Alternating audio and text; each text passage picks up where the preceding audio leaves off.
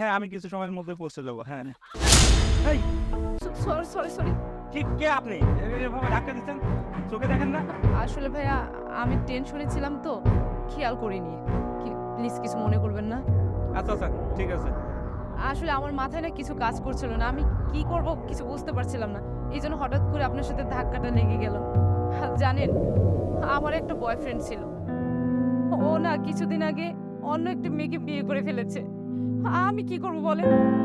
এই কথা শোনার পরে কি কোনো মেয়ের মাথা ঠিক থাকতে পারে? আমি পুরো পাগল হয়ে গেছি।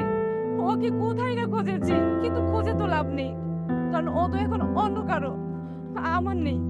আমি না বুঝতে পারি না আমার কিসে কমতি ছিল। আচ্ছা ঠিক আছে হইতেই পারে। হয়তো ওর মধ্যে ভালোবাসার কমতি ছিল। কি বলেন না বলেন ভালোবাসার কমতি থাকবে কেন? আপনিই বলেন আমার মতো একটা মেয়েকে একটা ছেলেকে ভালোবাসতে পারে না? ওই মেয়েটার মধ্যে এমন কি আছে যা আমার মধ্যে নেই? আর আমার পিছনে হাজার হাজার ছেলে ঘোরে। কারণ আমার বাবার তো টাকার অভাব নেই। আমি আমার বাবার একমাত্র মেয়ে। কত সয় সম্পত্তি আমাদের। আর ওকে আমি কত ভালোবাসতাম। ও তো খুব একটা বড় লোকের ছেলে না। তেমন একটা শিক্ষিতও না। শুধু ওর প্রেমে পড়ে গেছিলাম, মায়ায় জড়িয়ে গেছিলাম। মন থেকেই ভালোবেসেছি। কিন্তু শেষ পর্যন্ত আমাকে ধোঁকা দিল। কিন্তু কেন এটা করলো আমি কিছুই বুঝতে পারি না। ওকে কত কিছু দিয়েছি, তারপরও ওর মন ভরাতে পারিনি। আচ্ছা আচ্ছা ঠিক আছে আপু আমি আসি। আর শুনুন, বলছিলাম যে আপনাকে দেখতে না হুবহু আমার ওই বয়ফ্রেন্ডের মতো। আপনি তো অনেক হ্যান্ডসাম সুন্দর। আচ্ছা একটা কথা জিজ্ঞেস করি, জি। আপনি কি সিঙ্গেল? আপনার লাইফে তো কেউ নেই, তাই না?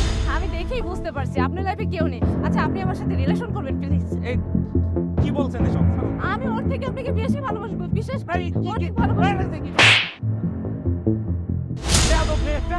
আরে এই তুই এতক্ষণ পরে আসলি শুধু শুধু তোর জন্য আমার মার খেতে হলো। তোর বয়ফ্রেন্ডের হাত কি লোহার মতো শক্ত বাবা।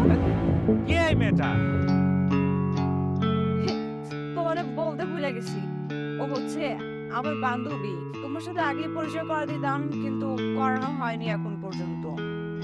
আর আজকে আমি তোমার কাছে ওরে পাঠাইছি, কিছু মনে করো না। মনে করবো না? তুমি একটা মেয়েকে পাঠিয়েছো আমাকে জড়িয়ে ধরার জন্য। মনে করবো না না? আরে বুঝো না কেন, আমার কত ফ্রেন্ড সার্কেল বলে ওদের বয়ফ্রেন্ড নাকি 3টা 4টা করে রিলেশন করে। আমাকেও সব অনেক কথা বলছে কিন্তু আমি বিশ্বাস করিনি। এর জন্য আমার এই যে আমার একমাত্র বান্ধবী ওরে পাঠাইছি তোমার কাছে, যাতে তোমার ক্যারেক্টারটা আমি বুঝতে পারি। কিন্তু তুমি তো অনেক ভালো ফ্লুই। হুম এখন সুইট।